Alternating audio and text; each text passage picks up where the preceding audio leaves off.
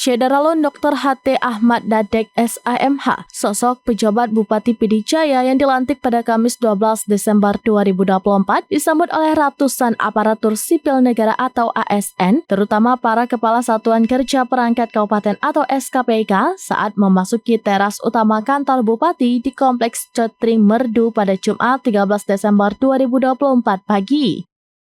Hari pertama kerja PJ Bupati Pijai itu langsung dirangkai dengan agenda silaturahmi para SKPK dan ASN, kunjungan ke pendopo, kajari, hingga kunjungan kediaman rumah ulama karismatik Aceh Tengku Haji Usman Ali atau lebih kerap disapa Abu Kutakrung di daerah Darul Munawwarah Gampong Muku Kutakrung usai salat Jumat di Masjid Agung Tengku Cik Pantai Kelima Merdu. Dalam pengarahan perdana, Ahmad Dadek menekan 3 hal penting dalam pelayanan publik sehingga dapat berkontribusi untuk melahirkan kerja maksimal menjelang akhir tahun 2024 dan awal tahun 2025 terutama menyangkut kesiapan anggaran. Selain itu, ia juga meminta Badan Penanggulangan Bencana Daerah atau BPBD untuk tetap siaga terhadap kondisi ekstrim dengan potensi terhadap bencana alam terutama banjir, angin puting beliung, longsor, dan lain sebagainya.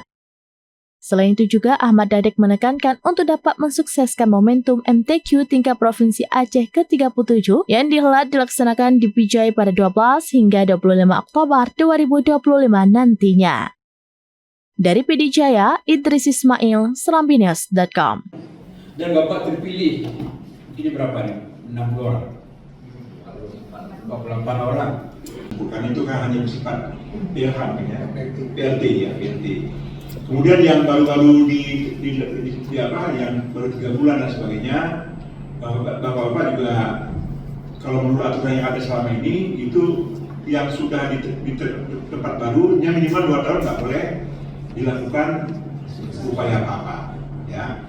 Kemudian juga kepala daerah yang baru terpilih, ini salah satu tugas Pak Takwa ini juga hal seperti ini. Download Tribun X sekarang, menghadirkan lokal menjadi Indonesia.